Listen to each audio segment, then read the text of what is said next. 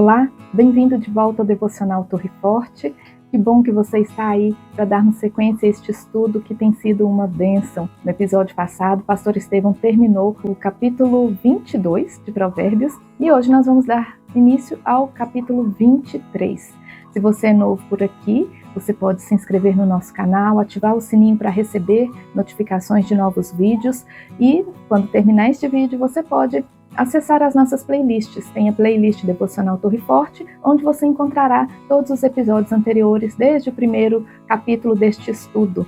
E caso você esteja em Belo Horizonte, faça-nos uma visita na Rua dos Javaés, número 841, no bairro Santa Mônica, em Belo Horizonte. Se você não está aqui em BH, na nossa cidade, acompanhe-nos aqui pelo YouTube. Você é muito bem-vindo. Fique conosco então para mais um estudo. Antes de iniciarmos, nós vamos orar para que o Senhor abençoe o nosso entendimento. Senhor, muito obrigado por este tempo em que temos para estudar, para meditar e refletir na Tua Palavra. Nós pedimos, ó Deus, que o Senhor permaneça conosco, nos dando a Tua luz para alcançar a sabedoria, essa palavra maravilhosa que o Senhor deixou para nós, registrada na Bíblia Sagrada. Dai-nos entendimento, prepara o nosso coração para receber a Tua Palavra e para levá-la adiante também, compartilhando com outros irmãos, para que possamos todos ser abençoados pela palavra do Senhor. Permanece conosco neste dia, nós oramos e agradecemos em nome de Jesus. Amém. Vamos começar? Então, no versículo 23 de Provérbios, abra sua Bíblia e nós vamos dar início então. Diz assim o primeiro versículo: Quando te assentares a comer com o governador, atenta bem para o que te pôs diante. Põe uma faca à tua garganta, se és homem glutão. Não cobices os seus manjares gostosos, porque são pão de mentiras.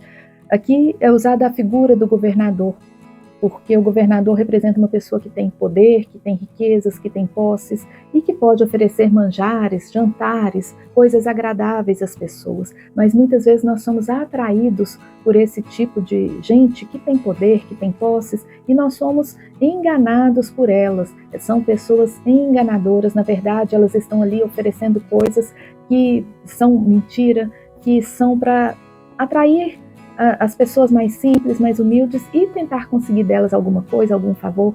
E da mesma forma, pessoas que se aproximam desse tipo de gente por interesse, entendendo que vão obter ali alguma vantagem, também estão caindo no erro. Da mesma forma, tanto que oferece um banquete para atrair pessoas, quanto as pessoas que vão voluntariamente em busca de algum benefício. Isso não agrada ao Senhor. E continua no versículo 4, não te canses para enriqueceres, dá de mão a tua própria sabedoria. Muitas vezes nós estamos nessa ânsia para enriquecer, para obter, para conquistar, e a cultura em que vivemos é bem assim. Nos dias de hoje nós trabalhamos muito, temos muitos compromissos e temos sim que trabalhar, temos que buscar o nosso sustento, mas tudo que é feito em excesso, a busca pela riqueza excessiva, a avareza, a ambição excessiva, isso nos afasta de Deus, isso nos prejudica. Por isso que diz, não corras, não te canses para enriqueceres, dá de mão a tua própria sabedoria, ou seja, dê gratuitamente aquilo que você sabe, não faça as coisas esperando receber em troca, dê o que você pode dar, que seja a tua sabedoria, que não sejam bens materiais, mas entrega a tua sabedoria, divide o seu conhecimento, é o que diz a palavra.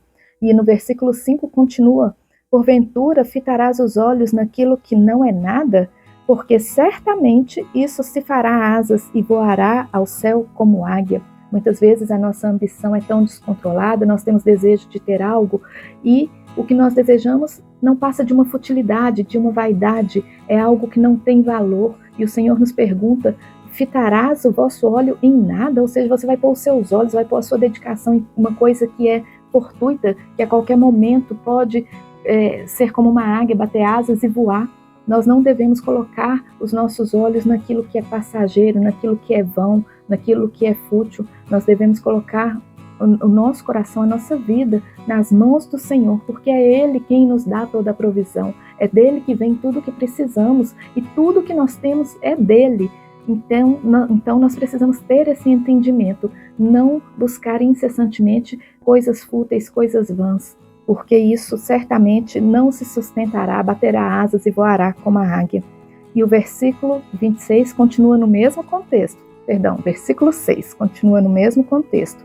não coma o pão daquele que tem os olhos malignos, nem cobices os seus manjares gostosos. É a mesma ideia do primeiro versículo, que tem a figura do governador. Muitas vezes nós desejamos aquilo que os outros têm, mas são pessoas que agem na mentira, são pessoas que têm coisas vãs, coisas que são usadas somente para atrair. Então, por isso que diz, não coma o pão daquele que tem olhos malignos. São pessoas más, são pessoas perversas. Não devemos dividir a vida, não devemos comer do pão dessas pessoas, porque é algo que vem com maldade, impregnado de coisas ruins. Não coma o pão daquele que tem olhos malignos, nem cobice seus manjares gostosos. E no versículo 7 explica o porquê.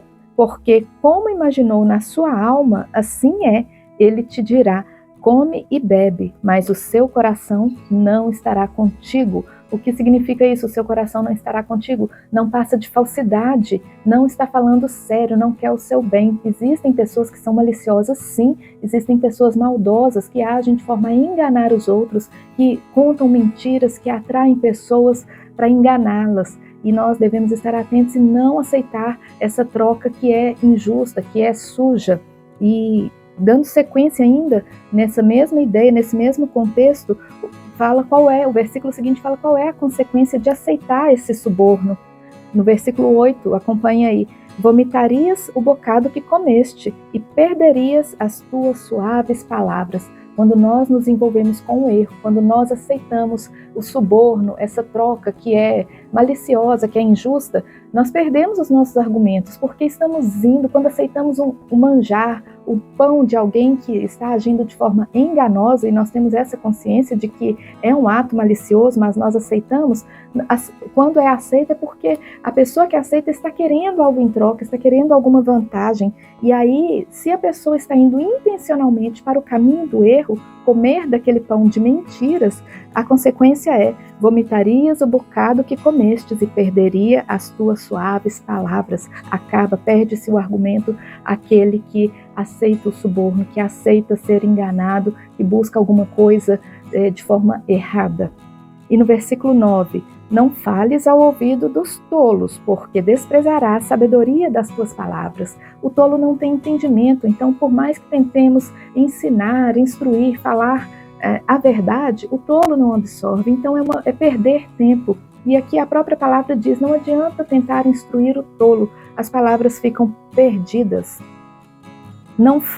Versículo 10, não removas os limites antigos, nem entres nas herdades dos órfãos, porque o seu Redentor é forte, ele pleiteará a sua causa contra ti. Muitas vezes nós queremos agir com as nossas próprias mãos, nós nos empenhamos em resolver, em extrapolar limites que não nos cabe extrapolar. E isso é um erro muito grande, porque, como aqui diz, o seu Redentor é forte, quem peleja por nós é o Senhor, Ele conhece as nossas causas, e quando nós andamos de forma justa, de forma reta, sem cair no engano, sem buscar recompensas com pessoas erradas, o Senhor nos abençoa sim, e é Ele o nosso Redentor, é Ele quem traz a justiça que nós precisamos, é Ele quem pleiteará a sua causa contra ti. Então, não podemos acreditar na nossa própria força. É vão o nosso trabalho quando é um trabalho solitário. Nós devemos buscar em Deus que a nossa causa seja solucionada. E versículo 12. Aplica à disciplina o teu coração e os teus ouvidos às palavras do conhecimento.